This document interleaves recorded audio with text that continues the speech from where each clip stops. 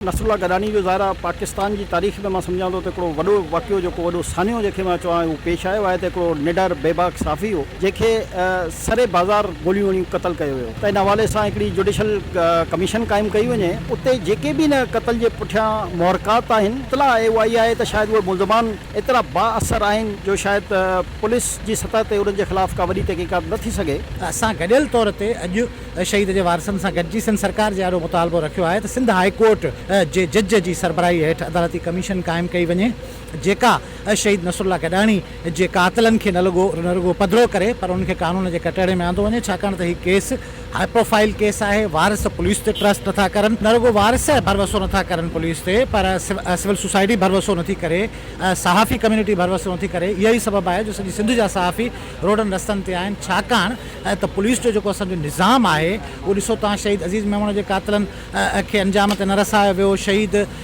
जानमोहन महर जा कातिल अञा ताईं गिरफ़्तार न आहिनि थिया। अवामी आवाज़ जे शहीद साफ़ी नसरुल्ला गडानी जे केस बाबति सहाफ़ियुनि ते ॿधल जॉइंट एक्शन कमेटी जे वफ़द सिंध जे घरू वज़ीर ज़ियाउल हसन लंजार सां मुलाक़ात करे ॻाल्हि ॿोल कई आहे। मुलाक़ात में अवामी आवाज़ जो डिप्टी एडिटर नासिर खटक, शहीद सहाफ़ी जो भाउ मोहम्मद बख्श गडानी ऐं ॿिया मौजूदु हुआ, जॾहिं त सूबाई वज़ीर जाम ख़ान शोरो ऐं वॾे वज़ीर जो ख़ासि मददगार नजमी आलम बि मौजूदु हो। घरू वज़ीर जो चवणु हो त शहीद सहाफ़ी नसरुल्ला गडानी जे कातिलनि खे कंहिं बि सूरत में न छॾियो वेंदो। वाक़िए बाबति जांच हली रही आहे ऐं जवाबदारनि बाबति कुझु लीड्स मिलियूं आहिनि। कातिलनि खे हर सूरत में अंजाम ताईं पहुचाईंदासीं। मुलाक़ात में जीएम जमाली, वहीद राजपर, गाज़ी झंडीर, शाहिद हुसैन सियाल, फ़हीम सिद्दीकी, तलहा हाशमी, सलीम जंडीर ऐं ॿिया मौजूदु हुआ। शहीद नसरुल्ला गडानी जे वारसनि सां गॾोगॾु मुलाक़ात में शरीक सहाफ़ियुनि जे वफ़द मुतालबो कयो त क़तल के सॼी शफ़ाफ़ इंक्वायरी लाइ जुडिशल कमीशन क़ाइमु कई वञे। अदा असांजे मिलियासीं जेकी एक्शन कमेटी जो कन्वीनर आहे वहीद राजपर जी सरबराही में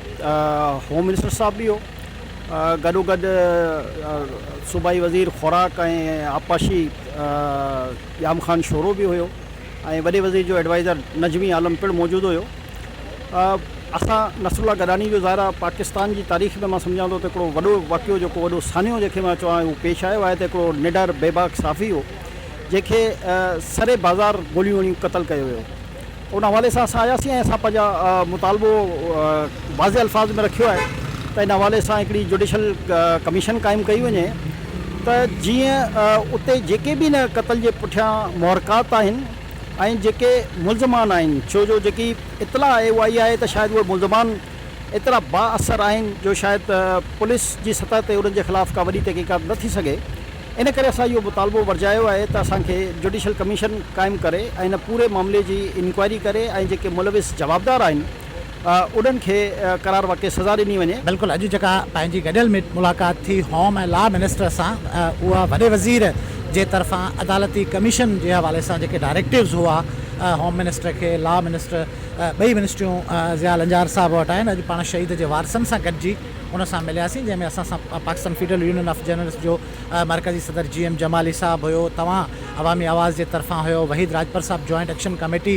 जो कन्वीनर आहे, उन समेत केयू जे जो सदर फ़हीम सिद्दीकी साहब ऐं ॿिया साथी मौजूदु हुआ। असां गॾियल तौर ते अॼु शहीद जे वारसनि सां गॾिजी सिंध सरकार जे ॾाढो मुतालबो रखियो आहे त सिंध हाई कोर्ट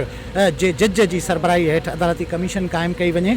जेका शहीद नसरुल्ला गडानी जे कातिलनि खे न रुगो पधिरो करे पर उनखे कानून जे कटहरे में आंदो वञे, छाकाणि त हीउ केस हाई प्रोफाइल केस आहे। वारिस पुलिस ते ट्रस्ट नथा करनि, इन करे जेको शहीद जे वारसनि जो आम सिविल सोसाइटी जो ऐं सहाफ़ी कम्यूनिटी जो मुतालबो हुयो उहो असां बाज़ाब्ता तौर ते अॼु सिंध सरकार जे ॾाढो रखियो आहे। तव्हां उन में मौजूदु हुयो उन मीटिंग में, ऐं हाणे असां उमीद था करियूं त तमामु जल्द सिंध हुकूमत जुडिशियल इंक्वायरी जो नोटिफिकेशन जारी कंदी। न रुगो वारिस भरवसो नथा करनि पुलिस ते, पर सिविल सोसाइटी भरवसो नथी करे, सहाफ़ी कम्यूनिटी भरवसो नथी करे। इहा ई सबबु आहे जो सॼी सिंध जा सहाफ़ी रोडनि रस्तनि ते आहिनि, छाकाणि त पुलिस जो जेको असांजो निज़ाम आहे उहो ॾिसो तव्हां शहीद अज़ीज़ मेमण जे कातिलनि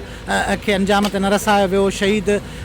जानमोहन महर जा कातिल अञा ताईं गिरफ़्तार न आहिनि थिया, शहीद अजय लालवानी जे कातिलनि खे अञा ताईं सज़ा न आहे मिली। इहो ई सबबु आहे जो हिन महिल ताईं शहीद नसरुल्ला गडानी जे कातिलनि मां हिकिड़ो बि कातिल अञा ताईं पुलिस गिरफ़्तार करे ज़ाहिर न करे सघी आहे, जंहिंजे करे सोसाइटी आम माण्हू पुलिस ते जेको वैसाव आहे उहो न पिया करनि। इहो ई सबबु आहे जो असां मुतालबो करियूं पिया त हिन मामले जी अदालती जांच थिए त जीअं इंसाफ़ थींदे नज़र अचे। असांजे लाइ पंहिंजो कोर्ट जो हाई कोर्ट जी तरफ़ कमीशन जोड़ी वञे,